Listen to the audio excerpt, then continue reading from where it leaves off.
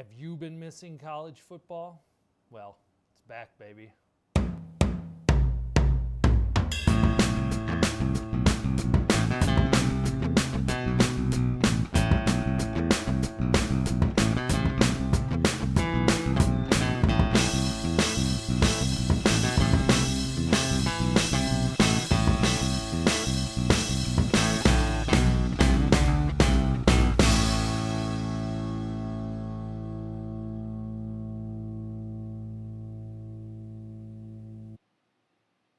Well, nothing like a rockin' intro to get us excited about the upcoming football season. Good evening, everybody. My name is Walter Moore. I'll be your host this evening, and I'm joined, as always, by my indelible co-host, John P. Walrus. John, how are you doing today? I'm quite fantastic there, Walter. I'm looking forward to a great season preview show, and I can't wait to get out of here. I've got a nice big bucket of fish waiting for me at home. Yum! Well, that's just fantastic, John. Hopefully we can make it through these next 20 minutes. Well, as the intro noted, this is the season preview of the Treton College Fighting Narwhals college football season. We're going to talk a little bit about Treton, the city itself, and the college. We're going to take a look at some of this year's key players on the team. John here will preview the Narwhals schedule. We'll be joined later by our Treton Sports Insider for an in-depth look at some of the players on the roster. So let's get down to business. Well, some of you may be familiar with Treton itself. It's most well known for a series of crimes of passion that have occurred over the last couple of years and the bizarre criminal justice system that they have. I mean, to go a little bit in depth, they just kind of march you up in front of an audience and question you. It happened to me. I didn't commit the crime. I said as much, and look where I am now, sportscasting with a walrus. Treton College takes its name from the city of Treton itself. College has been around for quite a while, but this is the first year that they'll be competing at the Division 1A level. The roster looks pretty stacked this year, so John, what do you say? Let's get into it.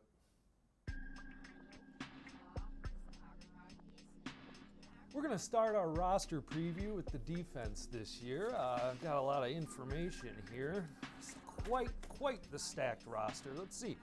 We're going to go right at it. Middle linebacker, All Might from Tokyo, Japan. Now this man at one point was the greatest superhero in the world. And he brings those talents here to Treton College. You know, NCAA eligibility goes for anyone, and this man has a few years left. So he's here to make plays. He's going to stuff that stat sheet the same way he's going to stuff opposing running backs coming his way.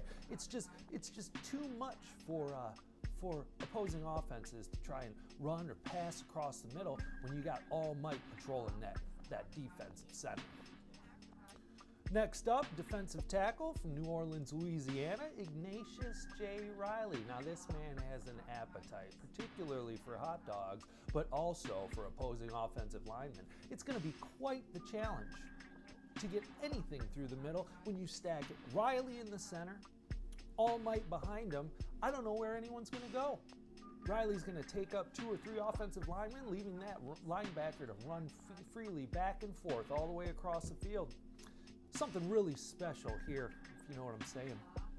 Next up, we got a pair of defenders. They both hail from Paris, France. First up, defensive end, Inspector Javert. Now this man, he is the least penalized player in college football last year, but he eats up quarterbacks on the regular. Some would say he's the true definition of lawful evil. Now, he's got some issue with the other man I'm about to introduce, the outside linebacker, also from Paris, France, as I mentioned. His name is Jean Valjean. Now, Valjean served a suspension last year. Improper NCAA benefits. He apparently received a loaf of bread and had to sit out the whole season. So we're glad he's back, and we'll see how these two get along on that defensive side. They will be on opposite sides of the ball, but they are going to have to communicate to make sure that things go well.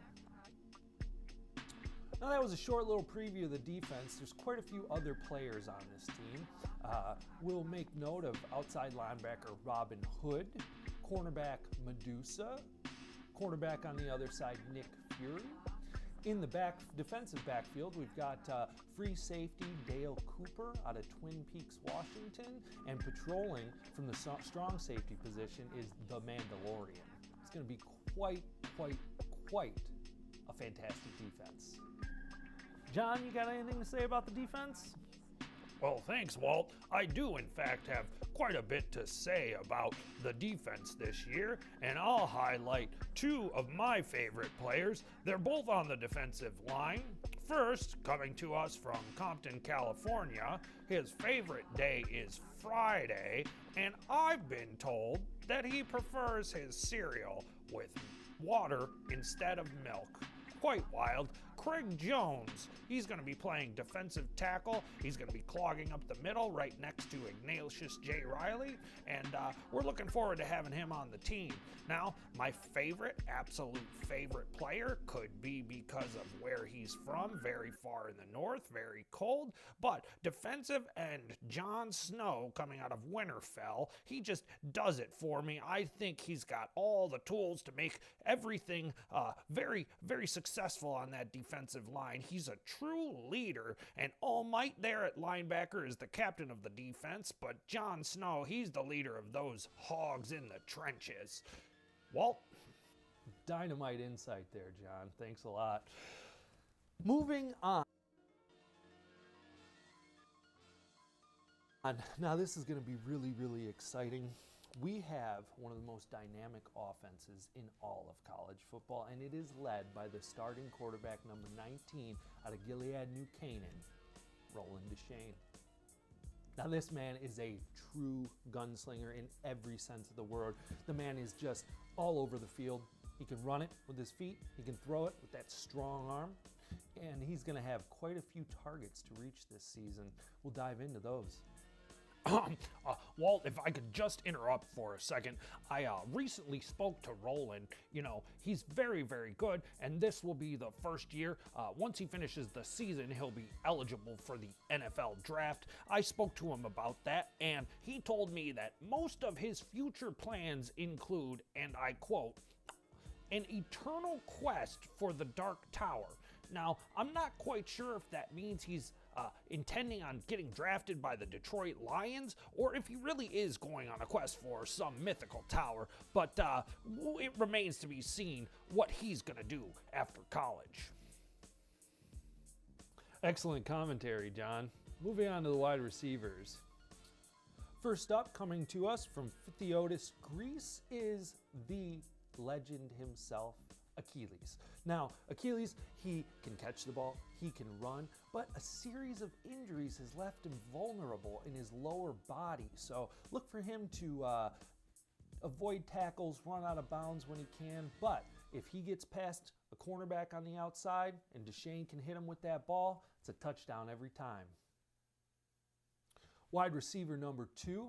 Now, from what I hear, the NCAA had to change some of its requirements to allow this player to play this season, but we are glad to have her. Ladies and gentlemen, introducing Ramona Quimby, age 8. Now, she is one of the quickest, most elusive wide receivers in the division, in the conference. The Big Ten has not seen anything like her in the past. Think Wes Welker, Julian Edelman, Danny Amendola, but smaller, faster, and stronger. We'll see how this works out. She's going to go over the middle a lot, catch a lot of passes, maybe some wide receiver screens from the outside, but watch out for Ramona Quimby, age 8. Next up on the list, one more big target for quarterback Roland Deschain, hailing from Hawkins, Indiana. Some of the people in the locker room think he's kind of strange, but we wouldn't have it any other way. He's a big target, big hands, big blocker. Jim Hopper, he's here. He's going to be catching passes from Deschain, but watch out because he's also going to lock down the right side of that offensive line. He's big enough to be a 6th offensive lineman. No need to bring another tackle in, just throw Hopper in there. Tight end extraordinaire. Let's watch out for him this season. Well, we can't have a strong offense with everything that we need in it if we don't have a strong offensive line. And I think the Narwhals have one of the strongest. Starting at left tackle from Forest of Dean in UK, one of the many people from outside the states on this team, Rubius Hagrid. Now this man is a literal half giant, standing well over 7 feet tall, well over 500 pounds. He's here to make defenses' life hard. You're not going to be able to hit that blind side sack on that quarterback, on Roland Deshane. He's going to be protected from all sides, particularly the left one, by Rubius Hagrid. It's an amazing fact that this man is on this team. John, anything to say about Rubius? What is there not to say about Rubius Hagrid? The man, he's a protector. He's there to keep Roland Deshane safe, and I just like you, am so excited to have this man on our football team. All right, then. Sounds good. Well, we'll keep going with that offensive line. Now, this is one of the most interesting trios on this entire team. We're not quite sure where they came from, but we're glad they're here. Starting at guard, tackle, and guard are Wizard, Fairy, and Magic Chicken. Now, the three of these players, at one point, were able to defeat some monsters by working together. So, we're hoping that the Treton College Narwhals will have them defeating defenses as they work together. We've talked about the quarterbacks, the wide receivers, tight end, a little bit of the offensive line, but what about that offensive backfield? Well, I'll tell you, this trio of superstars is ready to make things happen. First up, out of Sierra Nevada, California, Ralph S. Mouse. Now, this young man is quick as lightning. He's got an affinity for motorcycles, and I'll tell you what, he's a Heisman candidate. Yes, that's right. You heard it here first at the Treton Sports Desk. Ralph S. Mouse is a Heisman candidate, and I'm not going to say it any other way. This man is quick, lightning fast, can catch the ball out of the backfield, just all-around fantastic player. But he's got some competition in the backfield. These two came to us from Des Plaines, Illinois, and they are ready to make an impact on the Treton College Fightin Narwhals this season. Introducing Elephant and Piggy. Now, Elephant, he's playing fullback, one of the best blocking fullbacks in the entire country. And right behind him, his high school teammate, Piggy. Now, Piggy, you would think a little heavy to be a running back in that Jerome Bettis mold or so, but there's a little bit more to this Pig than just driving the bus. Yeah, I'll tell you what, he's running behind Elephant, and it's going to be a fantastic job. He's going to spell Ralph S. Mouse. The two of them are going to work together a little bit, but when those two, Elephant and Piggy, are on the field at the same time, they are a party, and that's that. Well, John, that about does it for the rosters. You want to take a couple seconds and run through the schedule for these fine folks? Now, remember, all games will be streamed live on AADL TV, so stay tuned to social media, find out when those games are happening. John, why don't you go ahead and take it away? Well, thanks a lot, Walt. I'd be happy to run down the schedule with everybody. First off, week 1, big game against Central Michigan. Shouldn't pose too big of a problem for the Fightin Narwhals. Get off to a nice 1-0 start, but after that, the schedule gets a little bit more difficult. Week 2 has the Narwhals facing Houston. Now, it shouldn't be too much of a contest, but you never know. Some of those teams from the South recruit really, really well, and so we'll see what they have on the field this year. Game 3, Notre Dame. Oh, this one's at home, though, so we'll be looking forward to having the Irish in for a nice afternoon football game, and I have supreme confidence in the Fightin Narwhals that they'll take this one home.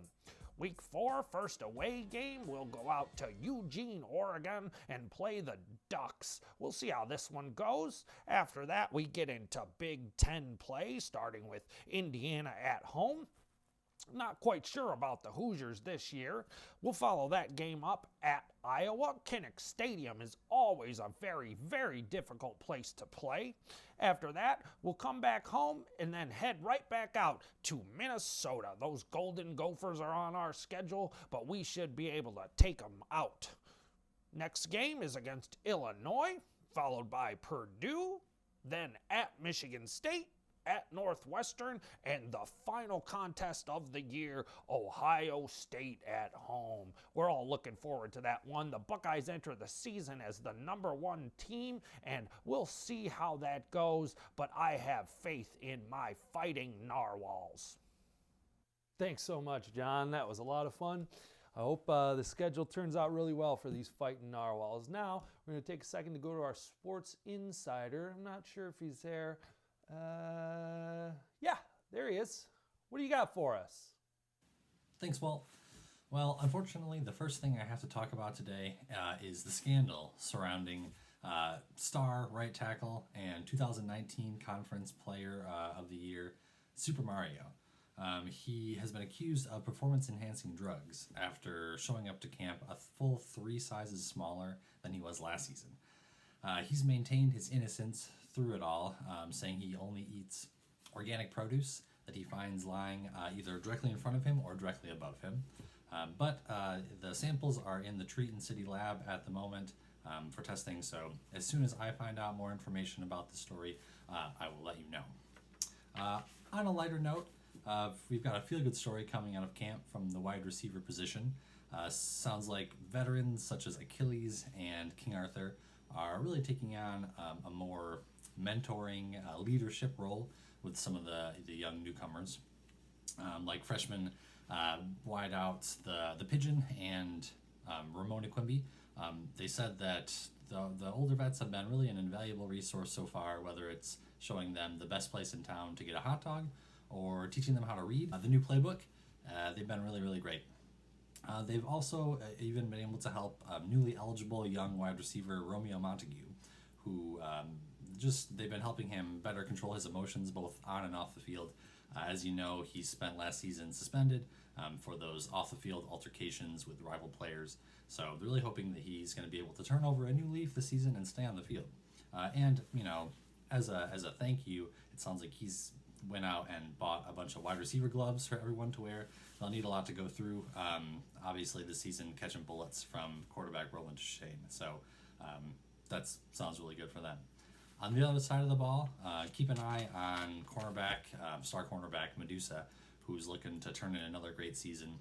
Last season, everyone knows she broke all those records. She set the record for the lowest completion percentage against that anyone's ever had in the country. It seemed like every wide receiver who lined up against her just came down with a terrible case of stone hands. There has, however, been a couple hiccups in her offseason as she continues to spar with the conference over their new rule mandating that everyone switch to different helmets. So it's a safety issue, but she's been one of the holdouts, and I tried to ask her why she doesn't want to wear the new equipment. She said something about it doesn't let her hair breathe as well. I tried to ask a follow-up question, and she hissed at me, so I ran away. That just shows why she's the best, folks. Oh, I'm getting now that the tests are coming back for Super Mario, and it shows he's clean for performance-enhancing drugs. It seems like it was just mushrooms that seemed to affect him more than anyone else. So that's good news for him, but potentially bad news for the playing time of walk-on and hometown hero, the Wizard, who was penciled in at that starting spot on the offensive line. So we'll see what happens with that now. Well, it's been great. Thanks for talking to me. Back to you, Walter, and I hope it's a great season. Wow, that is just some really in-depth examination of certain parts of this roster. I really appreciate that. We'll talk to you soon. All right, well, I want to thank you all for tuning into the Treton Sports Desk for this season preview for the Treton College Fightin' Narwhals college football season. Like I said, stay tuned to AADL.TV and all its social media to find out when the games will be streaming. And we'll see you for week 1 against Central Michigan. Have a good one.